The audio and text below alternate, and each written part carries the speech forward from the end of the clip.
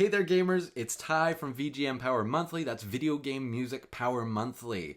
Yes, that's right, a publication that comes out, you guessed it, monthly, and talks about all things video game music and vinyl records. Now, this is our first video that we're publishing to our YouTube channel, and I'm so excited to have been part of it, bringing you this media and sort of making the switch into a visual media like this. It is very exciting. And so if you're interested in this kind of stuff, you want to see what else we've got coming your way, definitely hit like and subscribe. As I said, lots coming your way in the future here. So every once in a while, we at VGM Power Monthly get to interview some big names in the gaming world.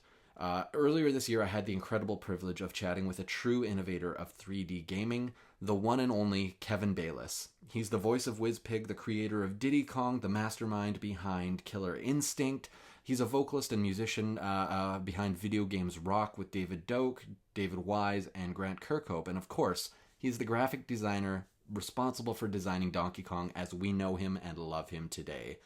Now, as one of the faces behind the golden years of Rare Ltd, Kevin contributed greatly to the evolving landscape of video game culture with creativity and ingenuity. And he was monumental in an era that saw a significant shift in how video games are developed and how people enjoy video games. And so I, for one, am very grateful for his contribution. Now, in this conversation, Kevin was willing to discuss his time at Rare, give us some insights into our favorite games, talk about some video game music, and of course, explore some of his greatest achievements. He also garnished the interview with some fun little anecdotes that are rather delightful and rather humorous. So that was really, really pleasant to get to chat to him about. So he's a kind and genuine person. It was incredible to be able to chat with him, and I really do hope that you enjoyed listening to this interview as much as I enjoyed putting it together and speaking to him. And so, without further ado, here's Kevin Bayliss. They do anyways. Yeah. Fantastic. So I think it's safe to say that I'm familiar with who you are, Kevin. But do you prefer Kev or Kevin? Either or works. Kev's fine. So. All right, perfect. Well, for anybody who's less familiar with you, could you give us a sort of a brief history on your work and experience? Yeah, absolutely. I'm a video game artist, animator, concept artist, a little bit of design, I guess, a bit of everything really. Bad singer, terrible musician, which is why I spent most of my time creating games, not music. But yeah, I joined Rare Ltd in 1987 when I was 16 years old, and I took job as a junior artist, worked on a few games, few conversions, and then slowly started to mentor people as I came to the company. Company grew quite rapidly. And once we got onto 16-bit consoles, I think I was mentoring one or two new artists and interviewing people, which eventually moved me on to the head of the graphics department, which was quite small then. There was about 10, 15 people there in the graphics, I think. But then we made that move to the bigger building, and we carried on expanding once we started venturing into 3D. And I was made graphics director there in around about 97, I think, sometime like that. And then I stayed there up until 2005, when I think I just needed a change from video games for a while because it's all I'd done from an early age. But I'm back. I stepped back into the industry in 2014, maybe a little bit before then, doing a few side projects, a bit of freelancing. I took time off from 2005 to 2014 to do music and become a rock star, which didn't happen. But I picked up a lot of experience from that, and it was an itch I needed to scratch because it was always something I wanted to do other than video game graphics. And so when I got the opportunity to take it in 2005, I did that. But then I got a fantastic opportunity from the guys at Playtonic, which is kind of an offshoot of Rare Ltd. And now I'm working with people that I've known since, well, a good 25 years working at Rare. And I got a great job now because I managed to do a little bit of everything rather than specialize on one particular area, although my main area is creating characters, and also get to do a bit of music with Dave Wise and Grant Kirkhope and some of the other guys with our Video Games Rock project and some of the other things that we're working on together. So yeah, a lot happening at the moment for me. I'm quite busy getting involved in education and alongside the other projects, as I mentioned, with Grant and Dave and Mhm. David Doak. But yeah, it's all good. Very busy, but I think it's what's keeping me going is the fact that I'm always busy.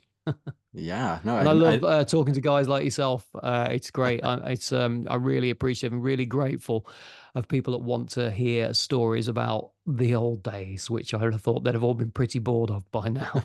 well, the old days, the new days, all days really. I'm intrigued by this stuff. And so you joined when you were 16. You were just a baby. Barely 16 too. Yeah, I was quite Wow. young, quite small, quite immature for my age. And it was one evening in December. I went to college for a short time, college in the UK after I left school. I was one of those kids that was quite late in the year. I should probably, if you'd have kept me back a couple of weeks, there would have the catchment for me would have been for the year after. So everybody was much taller than me and probably a little bit more developed. And so I couldn't get a job when I left school because I hadn't got what we needed in the UK to work, which was a national insurance number. I wasn't old enough after leaving school. I didn't want to do anything other than graphics or artwork. There wasn't a position for me at school to just draw every day, which I didn't really understand at the time. And I went to college for a short period of time to do a computer studies course, which is basically what I'd just done at school in '87, which was very easy because we just revised. We were just fresh for all of that and passing our exams. But I got bored of that, and then an opportunity came along. The local newspaper was advertising for artists at a place called Rare, which I'd never heard of. And my parents managed to take me there one evening when they were visiting my grandparents. And this chap called Tim Stamper showed me around this building. And as soon as he showed me the artwork to some of the games that they produced, which I'd been playing a few years before on my brother's computer, I was just gobsmacked at where I was. And they offered me a position to start the following week. So I gave up my college course and I, I was there for 18 years. So Amazing. That's super cool. And being there for 18 years, having more than 20, 25 years in this business, what would you consider some of your greatest accomplishments in this field? obviously, I'm very proud of the Donkey Kong redesign and that it was accepted because I was working. I don't know if you know the story, but I was working on 3D modeling and we had a brand new system and I got the chance to use that and just due to reshuffling at the building, we're in this old farmhouse. Tim moved into a different office and the machine was originally for him, but then a better machine came along. So he decided to take the newer, better machine after he moved office and left me with the one, which was amazing still downstairs. And I started building fighting game characters because that's all I ever wanted to do was build fighting games because I was a huge martial arts fan at the time. And yeah, I started building characters, and around about that time, Nintendo, who owned a small stake in the company, asked if we could make a game based on that technology that we were using, and they gave me faxes, which I've actually still got. Wow, Um, that's cool. to show, I've got pictures that Shigeru Miyamoto had sketched up to show the designs, and I actually looking at them the other week. I didn't really look at these. I just went ahead and just started building.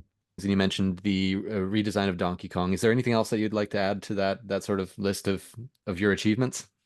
Yes, so there was the Donkey Kong, which was like a dream because it was a character which was already a famous character, which I got to redesign. Hmm. So that was an achievement, and also because it was a learning process at the time with the 3D software. So to get it actually something that was physically built, and then Diddy Kong, and for it to be still used today, that was something I'm quite proud of because I really didn't think I thought it was going to get passed, and perhaps they were going to say nah, but they didn't. They were very pleased with that. Yeah. But then I think Killer Instinct is my favorite game for exploring new areas because we had the whole martial arts thing and the motion capture, which I did. And so we were at that point we were experimenting with beta versions of the 3D software, working Right. with Maya. Well, it was Power Animator at the time, by a company called Alias. And now it's called Autodesk, and the software is called Maya. And we still use that today, but back then it was, it was really cutting edge tech. And all of the software is great now, but that was the real standout piece of kit, and we were really lucky to be able to work with them, sort of, and get beta versions of the software. And when I saw my own character moving around in wireframe while I was walking around in this kind of homemade motion capture suit with all of these magnets attached to me, and then we actually got Killer Instinct, an arcade machine out there. It looked different to anything else. That was a bit of a standout moment. But really, I guess the most fun I've had would be working on Diddy Kong Racing, because it was just a real contrast to working on the Killer Instinct games, because it was such a happy racing game. And a lot of my friends, Rare at the time, we were all into watching the Grand Prix, Formula One, and on a Sunday afternoon we would come in and try and beat each other at time trial while we were creating it. And that was a new area too, because it was the first time we were actually using 3D graphics in a 3D environment rather than rendering stuff up and then turning them into 2D sprites to pass off as 3D graphics. Right. So that whole exploration of the 3D environment on an N64, that everything changed from that moment onwards. And for us, it was a good experience because we got to write that game, and trips to Japan afterwards to as a sort of reward, and to see where work was ending up, and see how it was received. It was just a really good time. I think just to be able to say that I've worked in the industry at a time when it's changed from 8-bit graphics, drawing them on a drawing board with pen and paper and using a scalpel blade to rub out your mistakes, to what we've got today. Those changes won't happen again. They've come, and we've gone to the top now. There's nothing you can't do on a machine.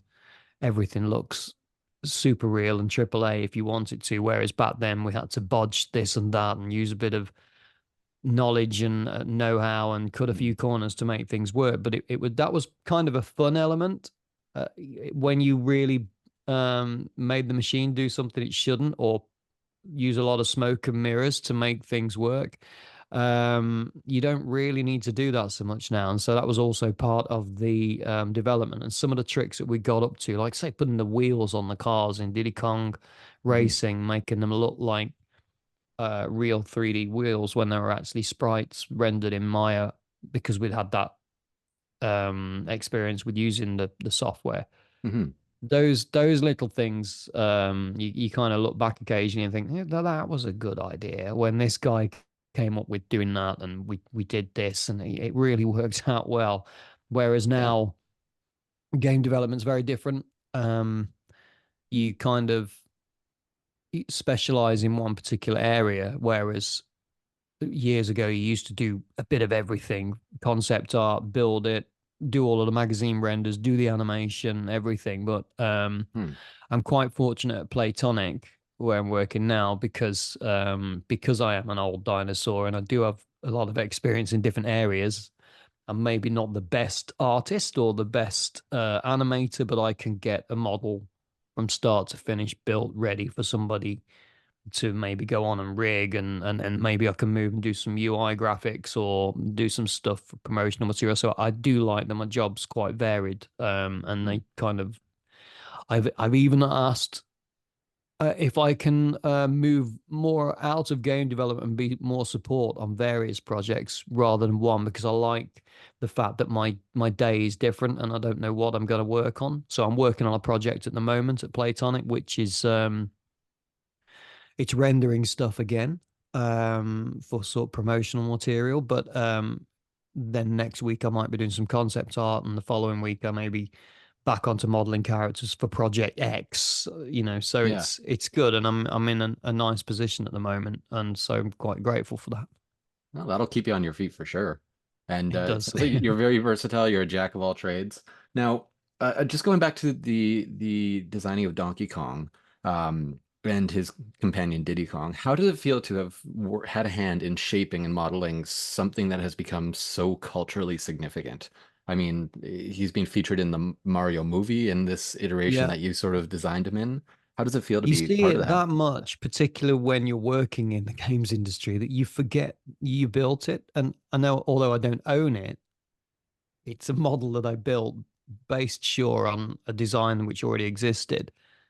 Um, but the fact that it is still a thing, and apart from the odd nip and tuck and in improved rendering, he's basically the same shape.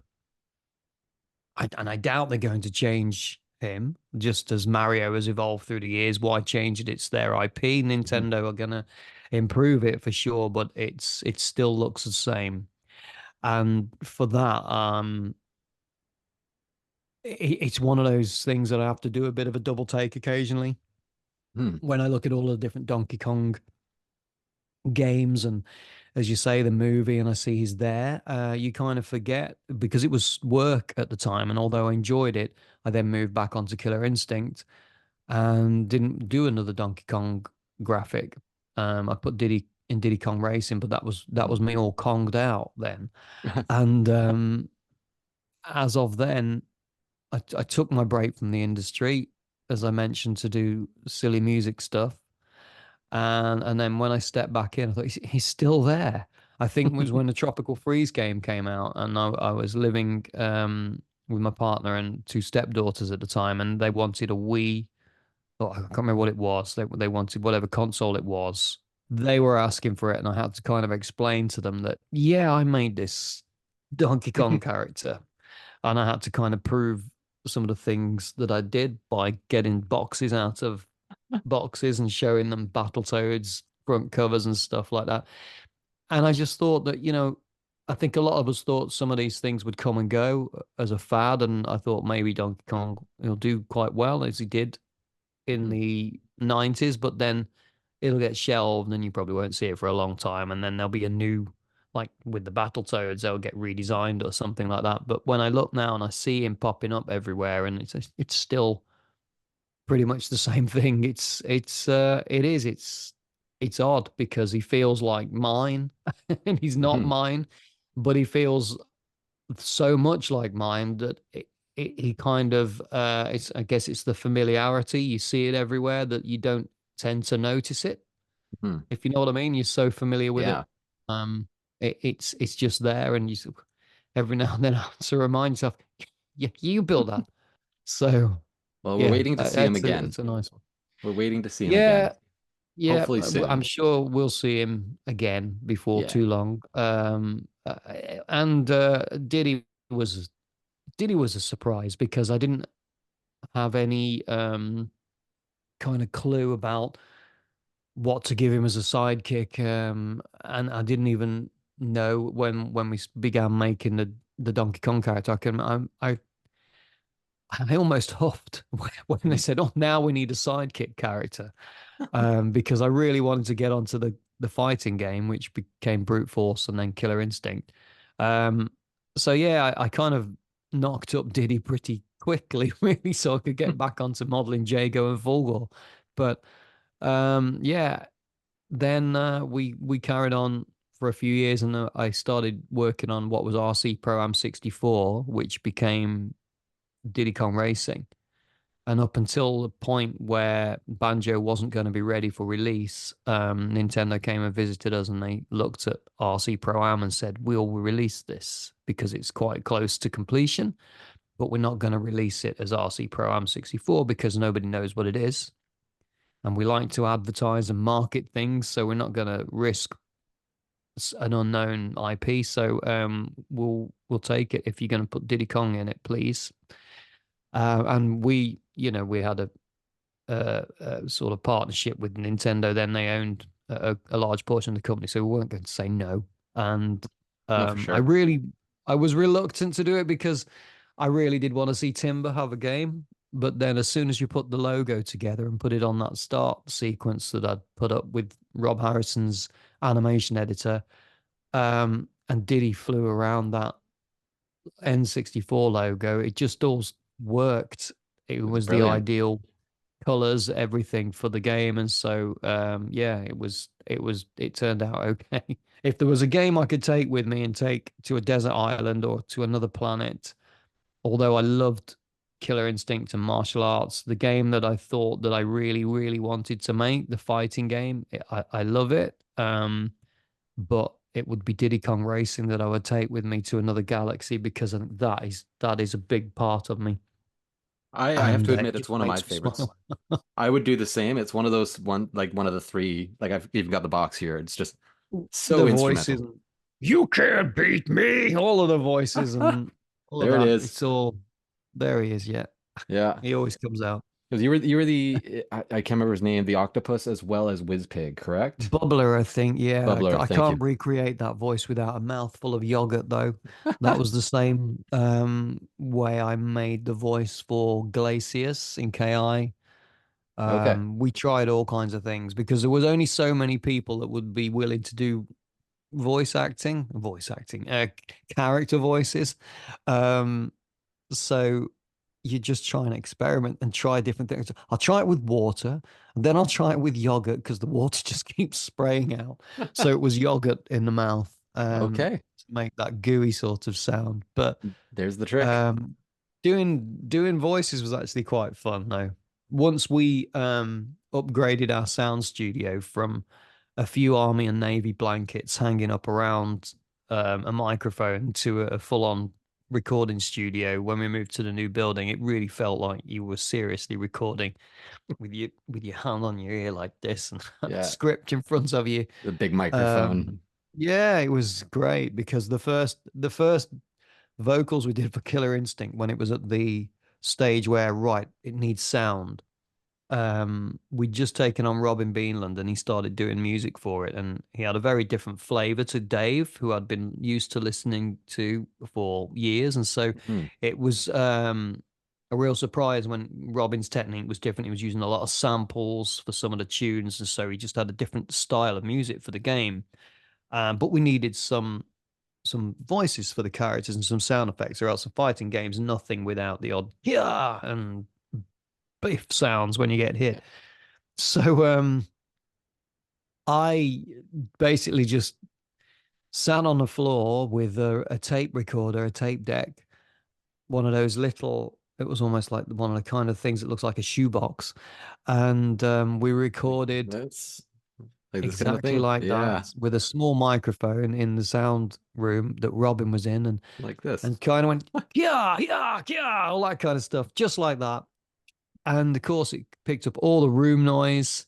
It was kind of like a bad Skype call. And I can remember Martin Hollis, who was also working on the game at the time. He didn't know me very well. He was very giggly, and he just laughed at it back when we played them all back because I'm from Birmingham, more or less, that area in the Midlands. And there's an accent which I've got, which is not as strong as it used to be, but it's kind of a Birmingham accent like this, Hmm. a bit like Ozzy Osbourne. Yep. Sharon. It's that sort of black Sharon. country accent. It sort of goes up and down like that, you know. Hmm. So, so when and the term you would give to somebody from Birmingham would be a brummie. And I can remember this guy was going, yeah, hussa, hussa. And Martin Hollis just laughed and said, you just sound like a Brummie ninja. And it just in a toilet because of the sound that was echoing around. It sounded dreadful. So that's when we had Stephen Stamper build a makeshift studio. He knocked a hole in the wall, I think, and created a sort of inset, what would have been like a walk-in Mhm. wardrobe, very small, and bought two patio doors, like glazing glass doors, and Mhm. he molded them in. And if you went into it, you shut yourself in. There was no oxygen, and there was no way out, and there wasn't a handle on the inside, and so Oh you would God. go in there, and you as you shut the door, you felt the your ears implode. If you put your fingers on your ears, you feel that, and you went in, and it was kind of like talking into a glass, or when you used to when as a kid, Yeah. talking to a glass when you suck it up to your face, Oh my God. and it kind of sounded a little bit like that because you were in this vacuum. And I remember we went in there to sing the I remember singing in there with Joseph and Kimberly Stamper when they were just little kids because we had them singing la la la la la la la la la on Hmm. Diddy Kong Racing and to laugh. Oh And so I yeah. remember Dave Wise Those was kind of, samples. yeah, they Oh, were I know the sampled from samples. that. Yeah. So we did it in there. And every now and then Dave would joke or whoever would joke and just close the door too. So I couldn't get out. And so I'd be like, I couldn't hear you. Oh, that's But good. then we moved on to the new building and we had this great sound studio with even got a little sort of raised stage in there with sort of areas where you could fill sort of 2 by 2 feet square troughs that you could put sand in or gravel in. So you could even go in there and walk around and make footstep sounds depending on what we needed for the game. So it was very well equipped, this sound studio with this huge mixing desk, which I think they've still got at Rare. Actually, Yeah. I went on a visit to there last year, and it all looked pretty much the same in that department. So, but yeah, doing sound was something I hadn't bargained on doing when I first took on a job as graphic engineer, but Hmm. it's a fun thing to do. So And so while we're on the topic of sound and audio stuff, I do have to ask, do you collect records? I don't know. I used to have plenty of I don't know if you call them 12 inches over there. Mhm. There's singles and 12 inches, but then CDs came along, and so I remember having my 12-inch collection in the attic, loft as we call it. And then when I moved house it wasn't that long ago, and I was gutted that I did it in 2015. We moved to a new house. I chucked them all in a skip, a dumpster outside the front of the house, and I thought, why did I do that? Because there were only a few, but they're beautiful vinyl. So, do you Yeah, collect it? I do. And now is the best time to start because all of your games and stuff are starting to get released on vinyl. I've So I'm not got, sure. yes. Well, actually, I'm working on a vinyl project at the moment. I can't tell you too much detail wise about it. But I've got this one, which is quite nice, the Yep. ukulele one. But Oh, yeah, I don't collect it, but I'll take it if it's given to me because it's just lovely stuff to own. oh, for sure. Well, I know one of the harder ones to come about is an unofficial release. So I'm sorry if I'm breaking this to you, but No. there was one released of Diddy Oh Kong wow. Racing.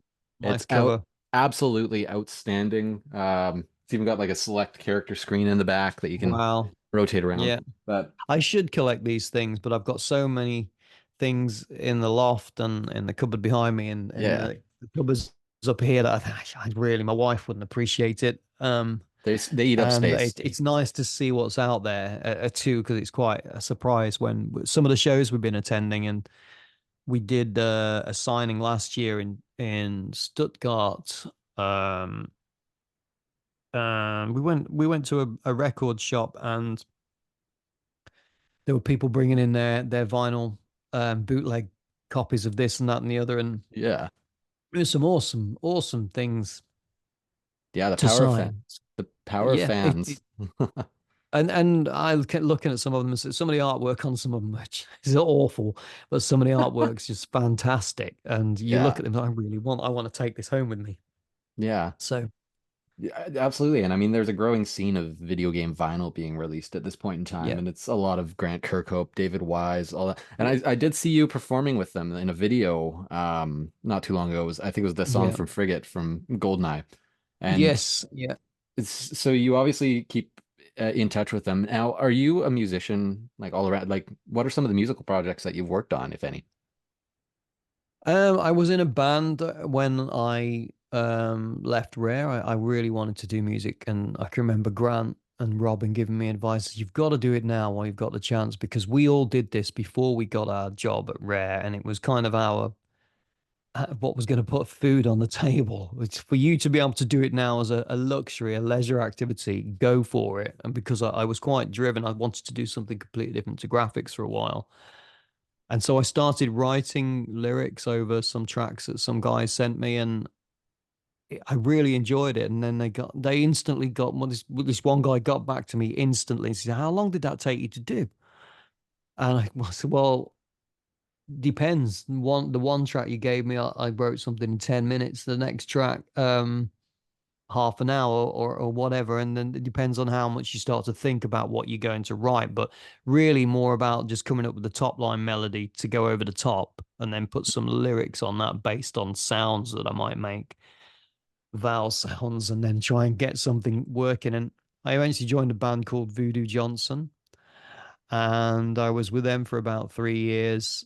And we were featured in Classic Rock magazine in the UK, and we supported Duff McKagan from Guns N' Roses and Wow. Europe from, the Final Countdown Yeah. guys. And but I left them due to stupid arguments that we had towards the end. They continued, and then I did a lot of dance music and stuff for some different producers in France and Canada. But I always wanted to continue doing music alongside doing graphics. And because he was my best man at my wedding. He's David long-term Wise. friend now.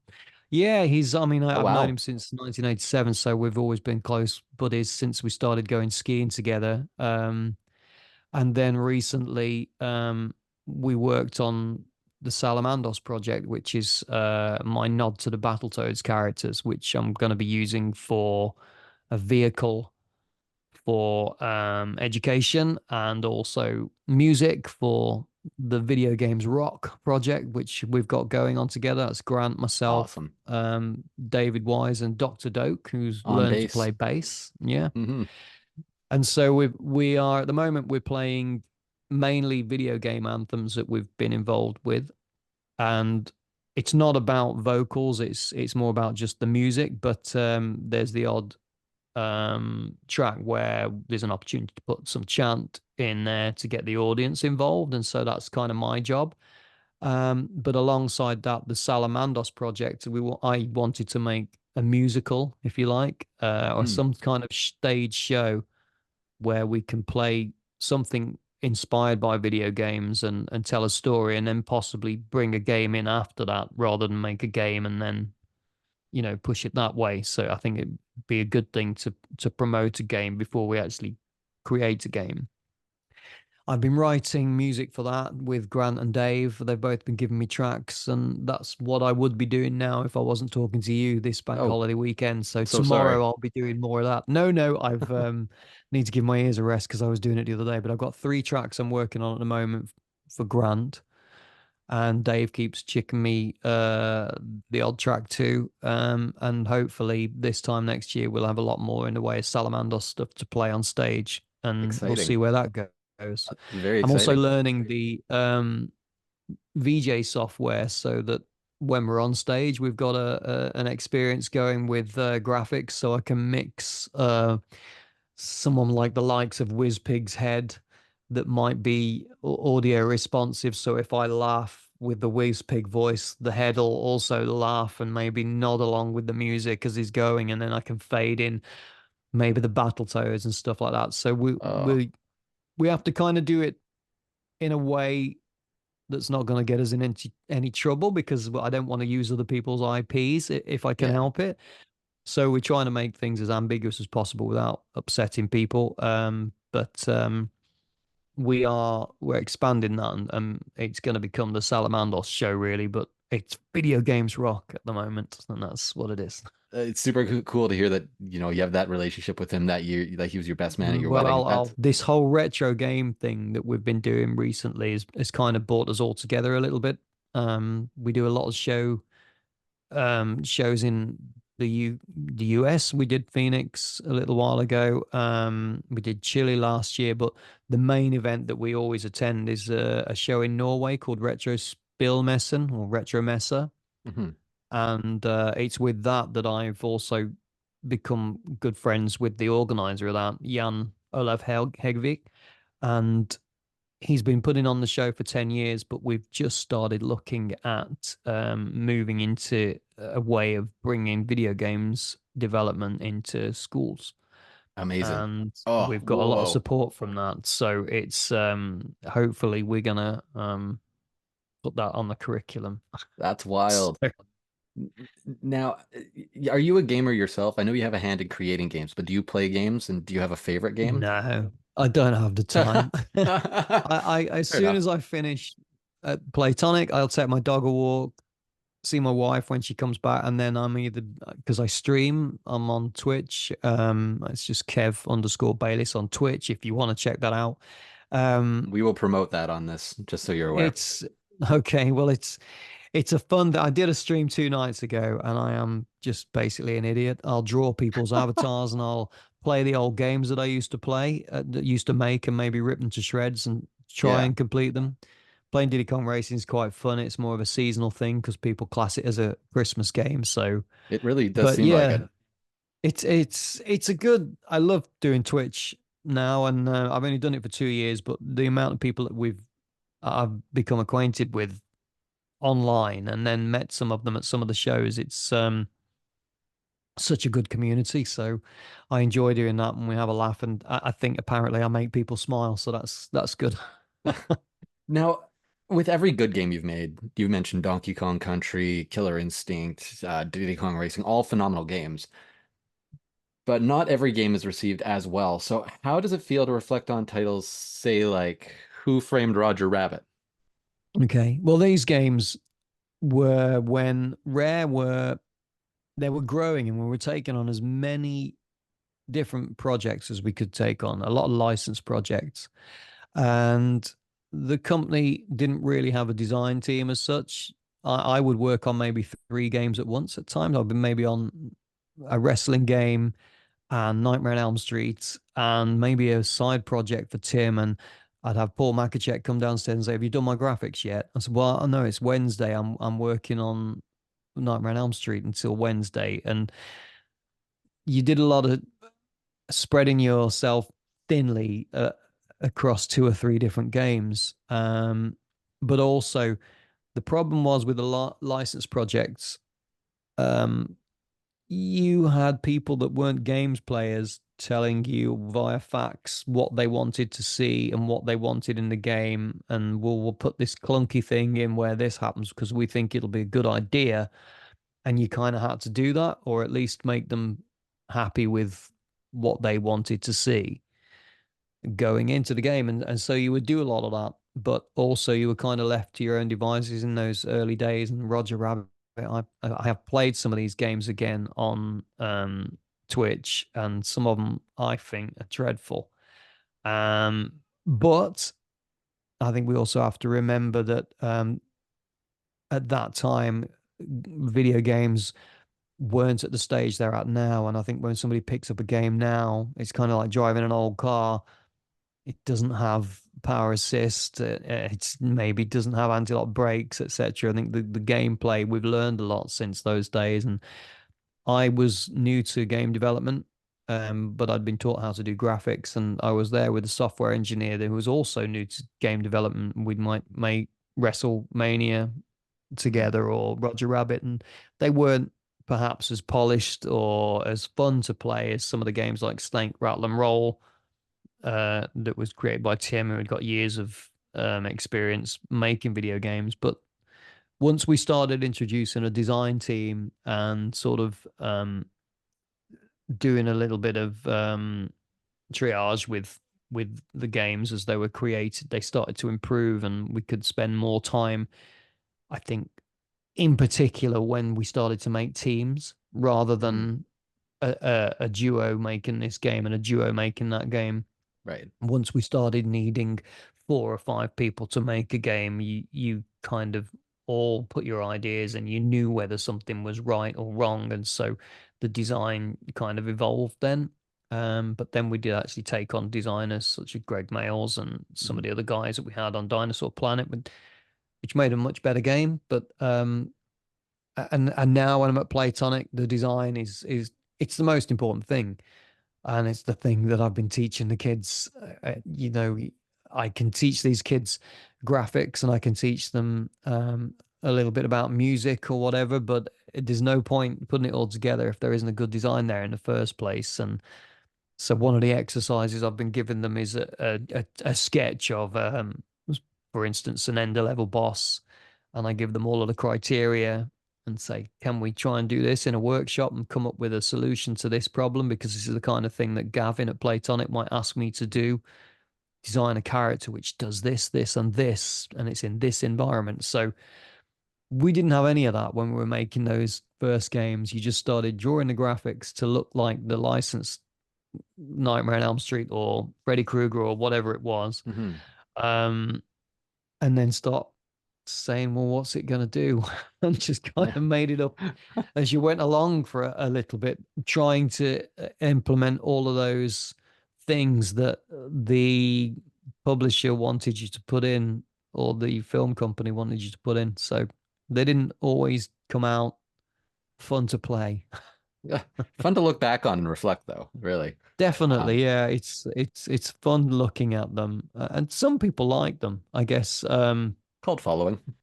Yeah, I think that I mean they're all history, aren't they? You Mm. look at them now, and you look at the box, and for me, it always was more of a case of owning it and having the game in a box. I remember buying games for my Commodore 64 that I knew were bad, but I just loved the packaging of a box. So, I mean, a lot of people don't look at things that way, but you will buy an ornament or you'll buy Yeah. any number of things that you might never use. And because it's a video game, yes, I get that it needs to be a good game, but also I just like owning some of them because of either nostalgia or just I love the box on that game or Yeah. the paraphernalia that comes with it with the manual and stuff. So Well, yeah, presentation is everything. Huge. exactly. It's massive.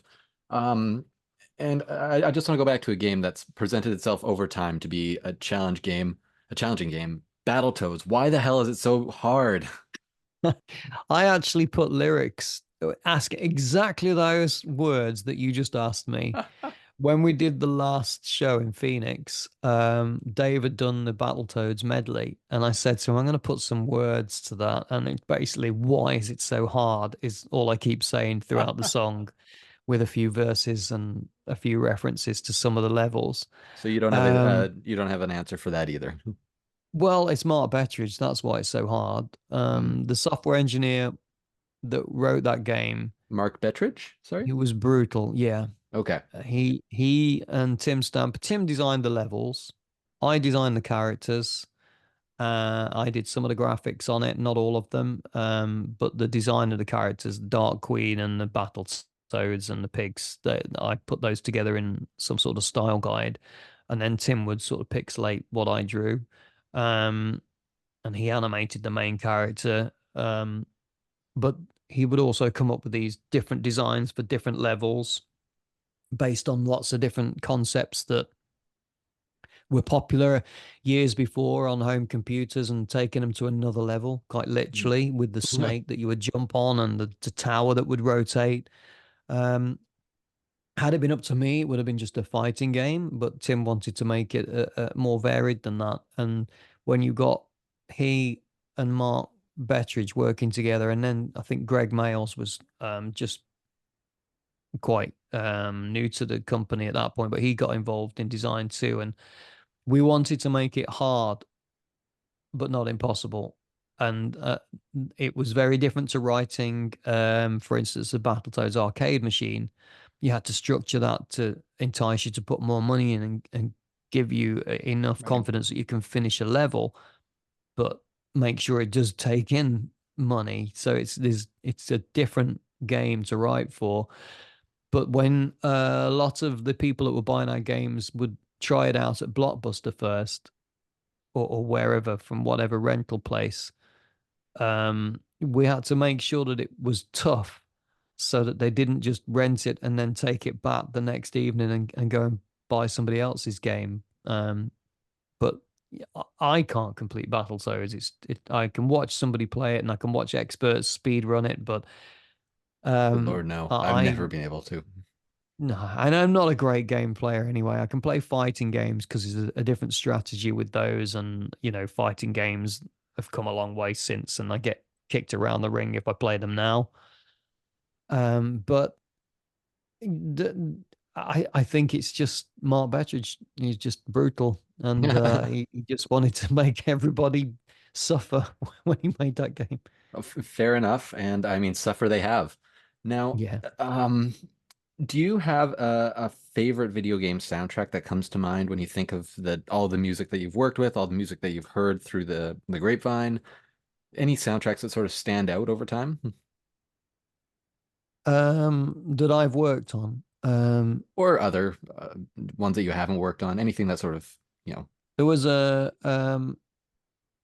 some of the Commodore 64 stuff really was because that was my favorite machine. There was a game called The Last Ninja, which had awesome music throughout, and a lot of the Commodore 64 music by Ben Dalglish and Rob Hubbard, just amazing stuff.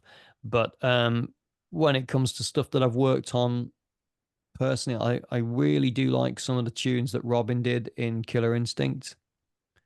Some amazing stuff there, and they're all very varied.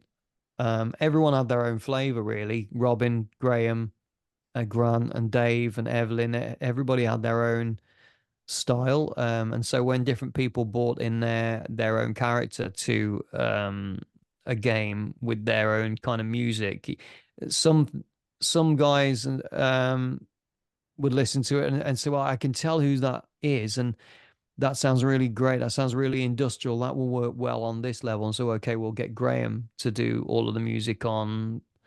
I can't remember which character it was, like Full Gauze or whoever's it was. We would pick certain people to do music for certain characters on Killer Instinct, and I think some of those tunes, some of the ones that Robin did in particular, I really liked. And I think some of the feel good music on DKR. I'm not a fan of the Donkey Kong music, not because it's bad music. It's great music, but I've just heard it so much now. Every time I hear those dun dun dun dun dun dun dun dun, dun I just here we go again. Yeah. But I do like when we looked at Dinosaur Planet a little while ago in an interview when somebody discovered the old ROMs and they got it working. The original theme that Dave did for that, I just remember how long we spent working on that before we then morphed it into Star Fox Adventures. And I can remember that theme tune, and you forget how many tunes I've heard that Dave's done for games that were canned and or modified and changed into something else. But that theme tune, we spent a lot of time working on that, and I can remember how much that was ringing in our ears with the Dinosaur Planet logo on there. I'm thinking this is going to be a really big, epic game. And when we heard that, it sort of brought a lump to my throat because I remember this tune, and I'm really proud to say that I'm buddies with Dave and the other guys and the people that have got this music.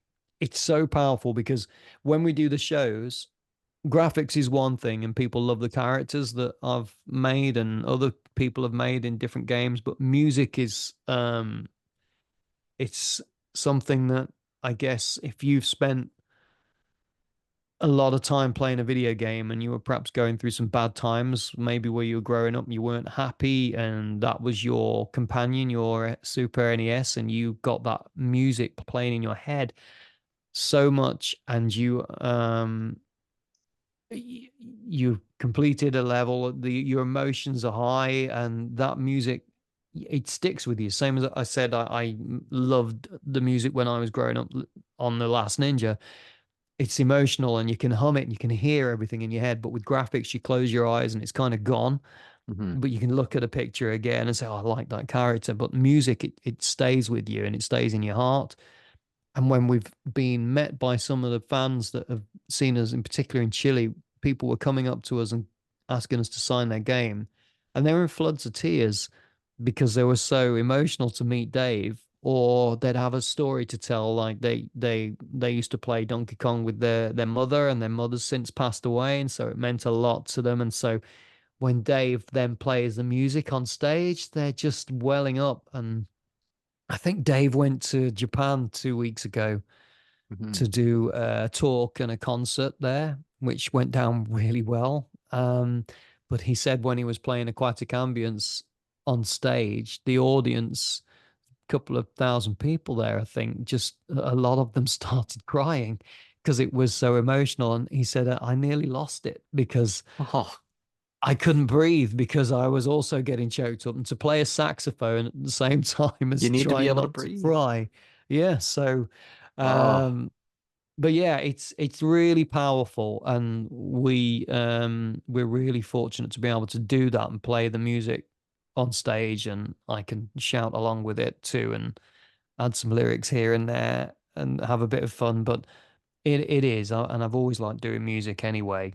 So as I say, from joining the bands, it's just something I've always had to do. So to be able to work with Grant, Dave, and Dave Doak, and our amazing drummer, Nigel Atkins, and we've got Phil Jordan, who's long-term friends of Dave when he was at school.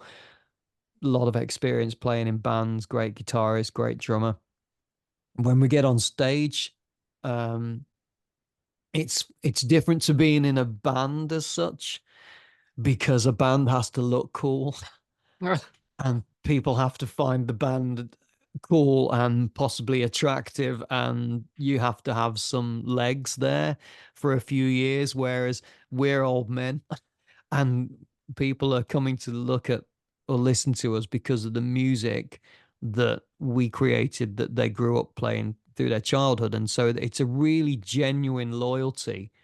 They'll come, and I think we could play all the music badly, wrong notes, and possibly even stop and just have a chat with them, and they'll still be quite happy. But when we start playing the music and people watch Dave play a few bars from whichever song is their favorite, they've got the cartridge in their hand.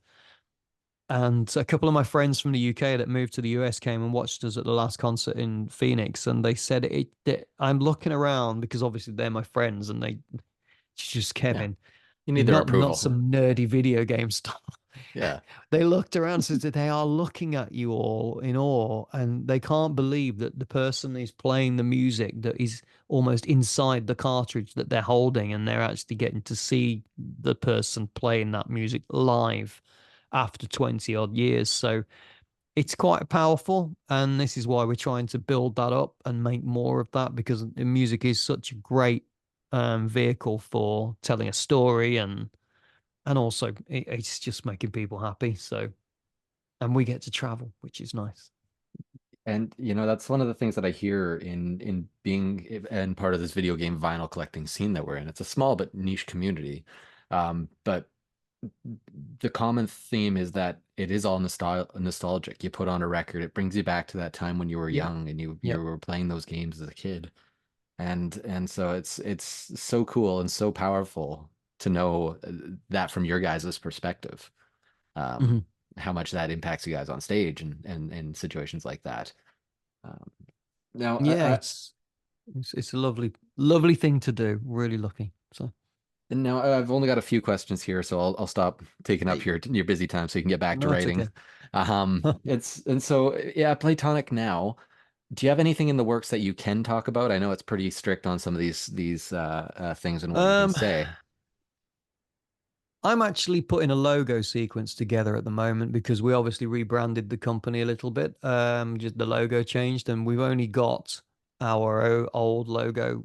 So that's my project at the moment. I guess I can tell you about that because that needs to be done. Mhm. Um, but project wise, we have projects on the go. And we also publishing, we've got our publishing arm, Platonic Friends, and so we take small indie developers and help them release their games. Well, I think we've done about seven now. One to release next week, I think, called Corpo Nation. Um, but I can't really tell you. It's all about timing. Yeah, We have fair enough. done a lot of work in the last few years, and we've expanded the company, and we've got some really good people, and we've all been working hard on projects. And when the time is right, we'll release something. But at the moment, as I say, it's all about putting your ducks in order in Fair, the right row and making it the right time. So, fair enough. Well, I will admit I'm looking forward to the next ukulele whenever that might happen. Is are there any other ways that, any fans, anybody reading this, that they would be able to support you other than your Twitch that you mentioned earlier? oh, myself. Well, I'm on Twitter. I'm just Kev_Bayliss everywhere. Whatever social media platform you use, I try to be on it, but I guess the main one I use is X or Twitter, whatever we call it now.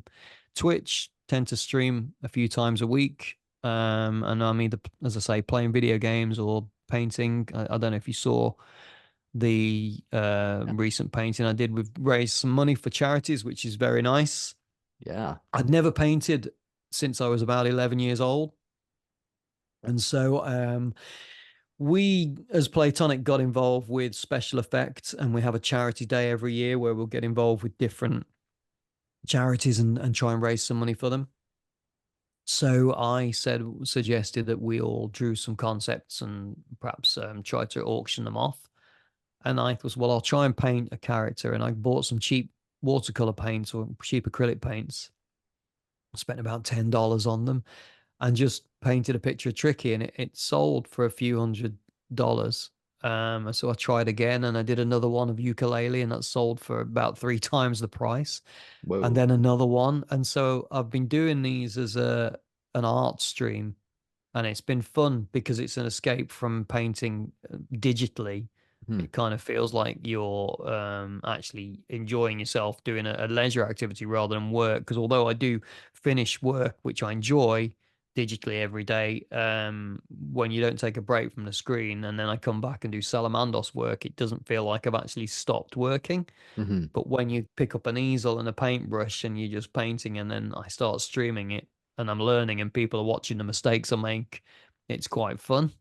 Hmm. So yeah, that's been good, and I'm knowing that you can also raise some money and people can enjoy the fact that you're doing that, and get a piece to put on their wall, which might mean something to them. That's been great fun. So yeah, I'm mainly art streaming at the moment, but as the year goes on, I shall play Dinosaur Planet again and or Star Fox Adventures and Diddy Kong Racing. But it's mainly Twitch and Twitter that I'm on. Okay. So Perfect. And so just two more questions here, then yeah, we'll call it. Uh, no, you don't. or two questions. Just coming to the end of the interview here, is there anything that you think you would like to say that would basically put a smile on a fan's face? Anecdotes, factoids about games, advice, Oh, anything? It's a big question, I know. Lots of potential answers. So, I say one thing I think I could try to reassure people. I put a post up the other day, and it was a filter on a bit of video footage, and there was some fantastic AI which basically redrew over my face and turned me into a manga character, and it was awesome. It was still a bit glitchy, but AI has come so far, and it's awesome. It can draw way better than I can, but it can't create like a human being can create. And I think there's a lot of fear of AI at the moment. And although I don't use it to produce anything at the moment because it hasn't become commonplace for me, and I guess people will use it more and more in future. But um, it was basically rotoscoping. So, I mean, people have been rotoscoping since Disney cartoons were first being made and tracing over footage mhm, with a new design to turn it into something else. And that's basically what this algorithm is doing with AI. But it was quite sad when I see people are so scared of it because they think it's going to destroy an industry or take away all creativity or ruin their chances of getting a job as a cartoonist or whatever. I think it's just all it's going to do is it's change, and it's going to improve things because you can think about refining, or you can think about creating, and your imagination probably go even further than it could possibly go than it could if you were going to try and single-handedly put together a cartoon. It doesn't mean to say you have to stop creating, and you certainly don't have to be frightened of it. I think we've been feeding AI for a long time without realizing it. It'll never be a substitute, but it will be a tool to make things easier. So the first thing I would say is, yeah, take it. It's not going to go away. Accept it and you learn to use it as a tool. Um, I think people are always going to want to draw. It inspires you. I mean, when I was a kid, I couldn't draw as well as the Marvel comic artists, but it didn't stop me drawing Spider-Man and making him look like a pipe cleaner on a page, So just because this computer can draw a monster really well, I don't see why in 10 years' time a kid is going to look at the monster and not try and draw a dinosaur themselves. So, um, I guess there's a danger that things may all start to look a little bit similar, but I'm pretty sure that the way it's evolving and how people look at AI, eventually it will evolve with us, and will train it to do what we need to do, and only in the areas we need it to. But I think it's a bit of a novelty at the moment, and it scares a lot of people. But also, if you're going to try and get into the industry, keep trying. Make sure that your work is significant for the company that you're trying to apply to. Don't start doing realistic graphics and send it to a company like Playtonic, because we make, fun video games. And True. everybody wants to get in the industry because it's such a good industry to work in. So keep trying, because there's a lot of artists out there that I see. I know it's difficult getting a job anyway for most people. Everybody wants that dream job, and it is, as I say, a great industry, but there's nothing to still stop you finding like-minded people and creating stuff, and then getting noticed on social media. I mean, that's how we find the teams that put together the games that we release at Playtonic Friends. So, Hmm. but yeah, just have fun doing it. One silly story maybe I can tell you. When I was at Rare and we moved from making graphics on paper and we moved to using an editor, Mark Bettridge, the brutal Mark Bettridge, Yeah. also created a very quick editor, sprite editor for us, a very rough and ready one. And it used the Famicom as a controller. So the Japanese version of the Nintendo NES, it was wired up with a. We always used those because the kit that we used to put the ROM in and everything plugged into the top quite nicely, and you couldn't do it as easy with a grey box NES. So that was on the desk, and I can remember Mark wrote this software for me to start pixel editing, and we had these monitors, and it was all great. It was all set up, and um, there was a comedy character when I was growing up in the UK, kind of like the Muppets, called Roland Rat, and he had a sidekick character called Kevin the Gerbil. And in the summer holidays, we used to watch that in the 1980s, the early 1980s. And this character, Roland Rat, had this ridiculous, annoying voice. And every now and then, when Kevin the sidekick would annoy him, he would say, "Shut up, Kevin." So that was his catchphrase. And I was using this sprite editor that Mark had written. And then it was quiet afternoon, and I was just creating the graphics for whatever it was. It might have been something like Cobra Triangle. And then all of a sudden, the screen froze. And it just went, "Shut up, Kevin." And Mark had used the Nintendo Famicom controller, which had a microphone actually in it on the face. And he recorded that phrase in there, and he set it to every 15 minutes freeze and shout, "Shut up, Kevin." And I didn't know that he'd done that until it happened. And so every day I had to make sure that I'd turn my monitor down, because every 15 minutes I would get told to shut up. So that Oh my was that God. was the kind of stupid stuff we would do when the company was very small, when there was about 8 or 9 of us there. So, Well, that speaks to his Yeah, brutality as well. yeah, he was Oh quite my gosh. brutal. That's hilarious. Well, I've just got one last activity here. I've got a list of about 9, 10 games that you worked on. I was wondering if we could Yeah, just do a rapid fire thing where you just say first word, first 2 words that comes to mind when I mention the titles. Is that okay with you? yeah, definitely. Okay, Alrighty. I'll concentrate. I'll try not to think too much about it and just It doesn't matter if you do. spontaneous. It's Yeah. Okay. so Killer Instinct, Sweaty motion capture suit. Blast Corps, Innovative. Unique. California Games, My first conversion. Diddy Kong Racing. The most fun game I've ever worked on. That was more than 3 words, but okay, I'll Okay. Oh, accept it. sorry. Okay. I No, it's all forgot good. about the three words. Right. No, that's all good. Ukulele. Welcome back to video games. Oh, God, that warms my heart. Damn. Yeah. Double Dare. Oh, man. Um, Not another quiz show. This one was a stretch. Banjo Kazooie. I hate that bear. Yeah, I'm gonna try not to take offense. My favorite game of all It's time. it's just Donkey Kong with a different head on him.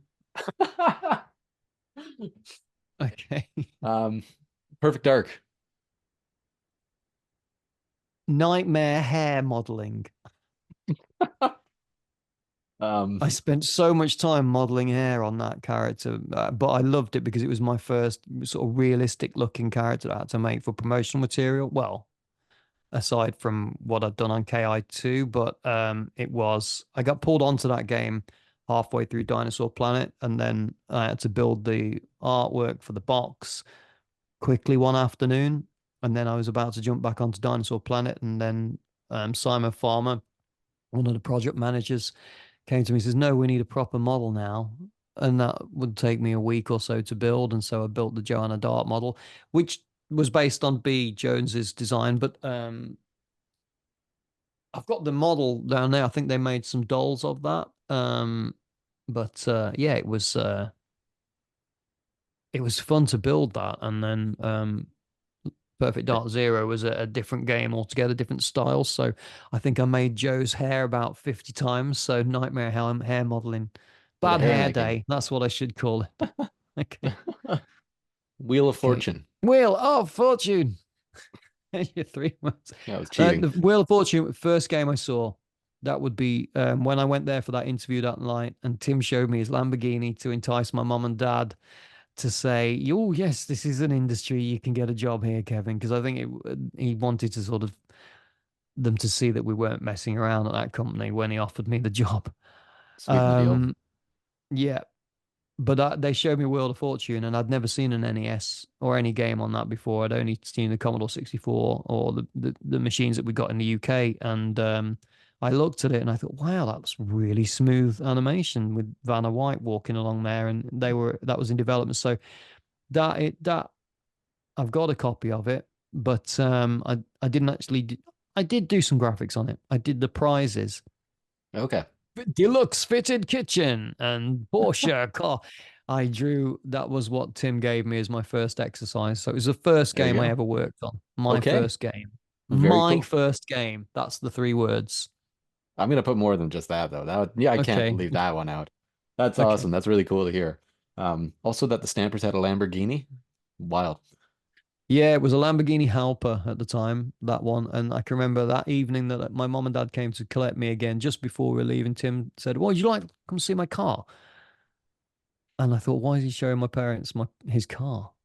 And then it made sense. And he opened these two barn doors in this dilapidated stable, and there was this bright red Lamborghini with gold wheels and the netting across the top with pigeon nests all in it to stop the nets and bird crap from falling all over this Lamborghini before we had proper garages made there. And That's yeah, I guess it was hilarious. just to show my parents that, yeah, he'll be okay here if he gets the job, if you're allowing him, because I was still very young. And I know I got people jobs at Rare, and some people, they came for a week or so and then their parents, so it's not for you. Go back to the Get out of council. here. It's a proper job. Yeah. Video game thing's going to pass. Yeah. So Just look now. Yeah. Two more Star Fox Adventures. Fun in Japan because I spent a lot of time over there with Shigeru Miyamoto and Takeo Mimura working on the design with Lee Schuneman and Phil Tossell when we were marrying the two different concepts together, Dino the Planet two and IPs. Yeah, and it was great. It was lovely. And then Takeo Mimura came over to Rare and worked with us on that too. But it was a game that took a long time to make, but I kind of like that it does because it's that whole process has given it a history that people are gives them a talking point. Should it have been context. Dinosaur Planet? They want to see Dinosaur Planet. If we'd not done that first, there would only be one game to talk about. So Fair enough. The context is everything on that one. yeah. And then last, Donkey Kong Country. Um, thank you very much. Thanks for the opportunity of redesigning it. Is yeah. Obviously I said Diddy Kong Racing would be the game I'd take with me, but if I had to take any plushie with me, I'd have to take Donkey Kong because I guess that's my thing. I But guess just don't in get stuck on its a desert island. so no, I try not to. Yeah, that's the best advice we can give here. Fantastic. Well, thank you so much, Kevin. That's all I've got here, and I again just want to express my gratitude for you taking the time to chat with me today. No I worries, know it that's took a little brilliant. bit more than half an hour, but I No, think I've got. you can't rush these things, and I always ramble anyway, so I know they never do. But again, I do appreciate talking to you. You have done so much for the gaming community, and I just wanted to express my gratitude for that and for taking the time to No. chat with me. It means a lot to fans when you take the time to do this. So it really Ah, does mean a lot. no, thanks very much for asking me. It's great. I love talking about it, and every time we talk about something else clicks and you remember something different. And I think when we're all together and we all talk on a panel, that happens a lot. We kind of spark off Mhm. different memories with each other. So it's nice. It's a harmless, lovely thing to talk about. So I'm very appreciative and grateful for people asking me to talk about what I did in the day and everything like Well, that. well, if anything, Well, that's it. That was incredible. An hour, an hour and 10-minute interview. Oh my gosh, I'm beat. Whew. So, thank you. Big shout out to Kevin Bayliss for taking the time to sit with me and chat about all of that stuff that you just saw. It was a fantastic interview, incredibly enlightening. I had an absolute blast. I really hope you did too. So, thank you so much for joining us with that. And, you know, if you were wanting to keep up with us on any further releases, any more videos that come up, make sure to like this video and subscribe to our channel so you can stay up to date on all of our new content that's going to be coming your way. Thank you so much, and we'll see you next time.